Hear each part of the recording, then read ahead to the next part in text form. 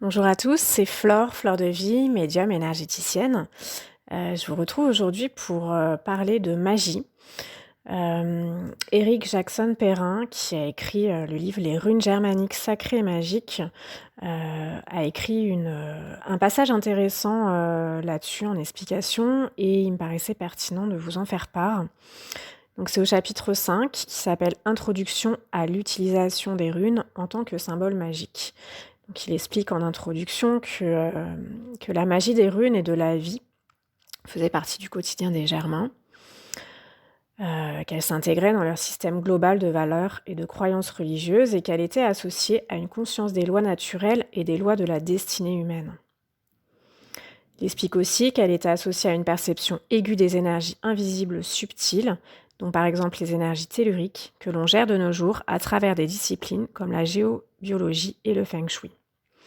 Elle était également associée aux rêves éveillés, mais aussi à la pratique des sorties hors du corps ou voyages astraux. Elle était enfin associée aux dieux et déesses du panthéon germain.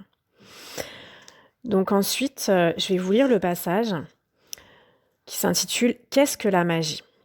La véritable magie a premièrement comme fondation la conscience de ce qui est nécessaire à chaque instant pour que la vie évolue favorablement, c'est-à-dire la conscience de la nécessité, mais aussi la conscience des possibilités et du potentiel du moment présent. Elle permet alors, grâce à un état d'harmonie intérieure et à une connexion avec le cœur, d'accomplir ce potentiel et de manifester la nécessité. Elle a ensuite comme fondation la conscience des conséquences de toute action, le sens du service à la vie et l'humilité. Elle est issue du pouvoir créateur qui associe la force de l'intention, donc la volonté, et le pouvoir de concentration avec des visualisations. Elle est aussi issue de la force de l'amour et de la foi, associée à l'action sous forme de rituel.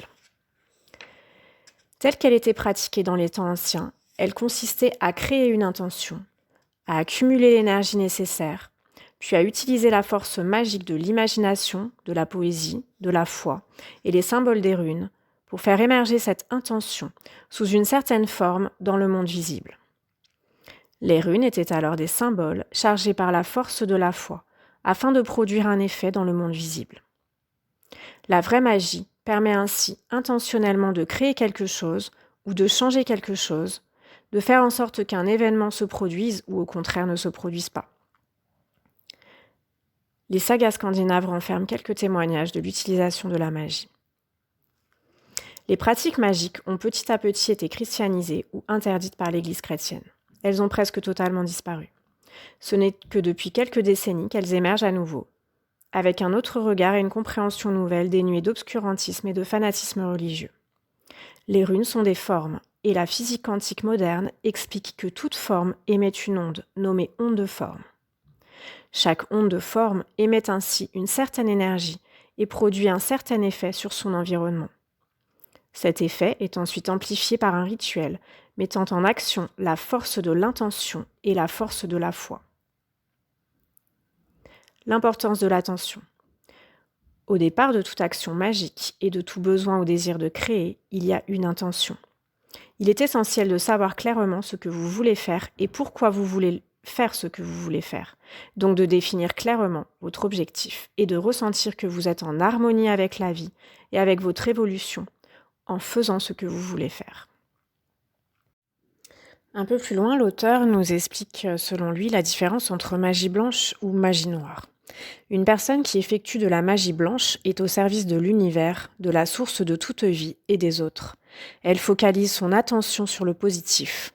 Elle a conscience de l'éternité de la vie, de l'existence de la vie dans l'au-delà et du chemin du retour vers la lumière. Elle est connectée à la source de toute vie, d'où elle puise son énergie, et n'a donc ni l'envie ni le besoin d'aller prendre l'énergie d'autrui. Elle sait agir avec humilité, en mettant de côté ses désirs personnels et sa volonté personnelle, pour faire ce qui doit être fait. Elle respecte la liberté d'autrui. Elle agit pour découvrir et maîtriser ses forces, afin d'avancer sur son chemin vers sa vérité profonde et afin de contribuer à créer un monde meilleur. Une personne qui effectue de la magie noire n'a pas encore vraiment compris comment fonctionne la vie, d'où elle vient, qui elle est vraiment, où elle doit inévitablement aller pour être en joie. Elle vit dans un état de séparation d'avec la source de toute vie. Elle focalise son attention sur le négatif, sur sa colère ou sur la satisfaction des désirs personnels, où chaque désir insatisfait amène de la frustration et où chaque désir satisfait amène de nouveaux désirs. Elle nourrit ses blessures, son ignorance, un esprit de vengeance, de la haine, de la peur ou de la colère.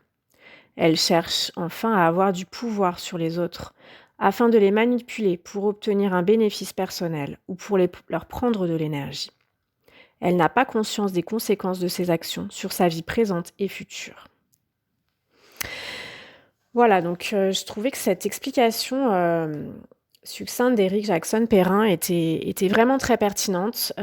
Elle nous explique bien clairement ce qui est finalement la magie, qui est la création, qui est l'utilisation de l'énergie qui est neutre à la base pour matérialiser quelque chose par notre intention. D'où l'importance primordiale, bien sûr, d'avoir une intention claire, d'être connecté avec le cœur, en lien avec la source, d'amour sans condition, pour le bien suprême de tous. Cette intention pure va pouvoir permettre de concentrer, de focaliser l'énergie pour créer quelque chose de nouveau. C'est la magie de la vie qu'on utilise dans beaucoup de situations, pour préparer un gâteau, pour créer un enfant, pour planter des graines et faire pousser un jardin. Pour tout projet, notre intention se focalise et pour qu'elle soit matérialisée de la meilleure façon possible, pour le bien suprême de tous, il s'agit vraiment d'être centré sur notre cœur. Voilà, je vous souhaite une très très belle journée et je vous dis à très bientôt.